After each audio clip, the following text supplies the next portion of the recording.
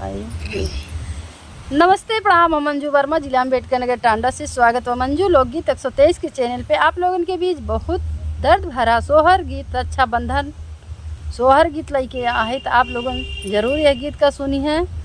और गीत में का बा कि एक बहन है तो अपने नैहरे जाती अपने भाई से मिले खातिर, लेकिन भौजाई ऐसा है घर के अंदर रहा थी, दरवाज़ा बंद करे रहा थी, बाहर से ननद बुलावत थी भौजी भौजी, लेकिन उनके भौजी केवाड़ा ना खोलत हैं और बोलत ना हैं। वह बेचारे उदास मन रही के लौट आवत थी और कहा थी अपने घरे अपने सास से कि भौजी के लगे गए रहे, लेकिन हमारे भौजी केवाड़ा ना खोली न बुलाई हम।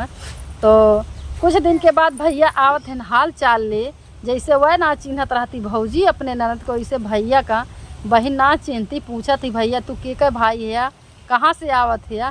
तो आप लोगन सुने पूरा, बहुत दर्दनाक गीत बा। अच्छा लगी वीडियो शेयर करें भैया। हमारे लोग हंस दिए, हमारी दीदी हो जेठान हमारे गाँव में के, तो आम पक्का बहुत ज़्यादा फरा रहा है, तो पक्का के हेरे चक्कर में बहुत जने आवत थे, लेकिन जो ना भैया बानर इतना ज़्यादा यही फराद हो गए हैं कि अमौत खाए को सारे ख़त्म कर दिन आम अब ना आवे, लेकिन थोड़ा थोड़ा कहो जहाँ बानर ना पहुँच पाए हैं तो वहीं पहुँचा है ना। वहीं जो है अमो छूटा बा तो वह हेरता है सब लोग, मतलब बागी में आवत ही। तो हमारी जो पीछे दिखानी दे तो आप लोगन को बता देते हैं। तो हमार गाना सुनी है और हमारे दीदी देखिए, बताइए कैसा लागत है। आप लोग सपोर्ट करिए। सभी दर्शक का राम राम, जय सिया राम। हम नीलम टांडा जिला में ये ध्यान ना दे कि हम वीडियो में आवत बाटी, हम फिर देखा जाता है, पीछे दिखावत है निकना है। अरे आओ नहीं हो जाता, थोड़ी आओ नहीं हो जा। बताइए आप लोग कैसे हैं? भैया ये गाना का हमार दीदी एकदम भंडार है, लेकिन आप लोग देख सकते हैं कितना पुरानिया हो गए हैं ये दीदी। तो यही नाते थोड़ा अब गला वाला ना चलत, थक जाती और ना ही गाना के जानला भंडार है हम लोगन का बतौती गाना और सीखित गायित हम कहावत है हमार दीदी पीछे से। तो आप लोगन देखी हैं और बताई हैं हमारी गीत पूरा दूर ही देसा से नाना दिया हो भैया के देश आवे हो भैया के देश आवाई हो। हे मोरी भौजी खोली देती चांदा ना के माड़िया हो भीतर चालिया हो। हे मोरी भौजी खोली देती चांदा ना के माड़िया हो भीतर चालिया हो। कहाँ से तू ही बहनिया हो के कारे घरे जा भी हो के कारे घरे जा भी हो।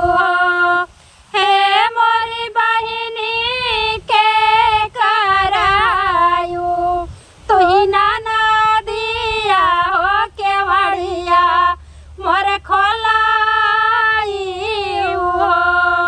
हे मोरी बहनी के करायू तू ही नाना दिया हो के वड़िया मोरे खोलाई हो। भौजी ननद का ना चिन्हत है नहीं मोरे घरे मोर ससुइया होता नाही घरे मोरे देवरावा होता नाही मोरे देवरावा हो। नहीं मोरे घरे मोर ससुइया होता नाही मोर देवरावा होता नाही घर देवरावा हो। हे मोरी बहिनी नाही बाटे घरे मोरे पियावा हो के वड़िया कैसे खोलिया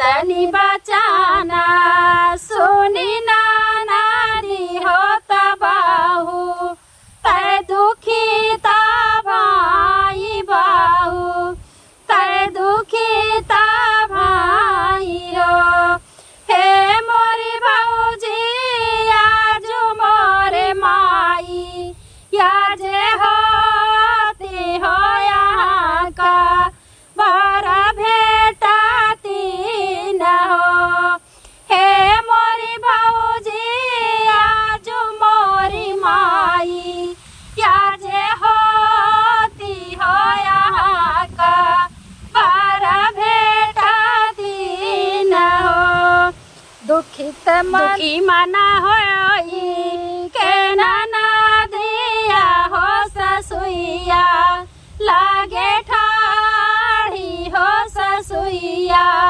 लागे ठाड़ी हो दुखी मना होई के नाना दिया हो ससुइया लागे ठाड़ी हो ससुइया लागे ठाड़ी हो हे मोरी सासू भौजी मोरी खोली ना के वाड़िया हो भीतर ना बोलावाली न हो हे मोरी सासू भौजी मोरी खोली ना के वाड़िया हो भीतर ना बोलावाली न हो तो देखें कितना हुआ बेचारो रोवत है उदास मन होई के जब भौजी दरवाजा ना खोलती तो लौट के अपने ससुरे फिर से चली जाती अपने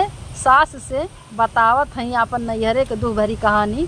आगे देखें कुछ दिन बीता लाही सखिया हो बीरान घरे आए हो बीरान घरे आए नियो हे मोरी बहिनी चला नया पने नाई हरावा हो या नाई तो है आए नियो हे मोरी बहिनी चली चला अपने नाई हरावा हो या नाई तू है आए नियो कहाँ से तू ही भैया आया हो के करे घरे जा हो के करे घरे जा हो तो देखा अब भैया अपने बहन के यहाँ गए हैं तो बहन जैसे भौजाई ना चिन्हत रही अपने ननद का वैसे बहन अपने भाई के ना चिन्हत रही तो उल्टे जवाब बहन अपने भाई का देते हैं। तो देखा कहाँ से तू ही भैया आया हो के करे घरे जा हो के करे घरे जा हो कहाँ से तू ही भैया आया हो के करे घरे जा हो के करे घरे जा हो हे मोरे भैया कावन हाई तोहा रे बहिनिया हो या नाई तू ही आया हो हे मोरे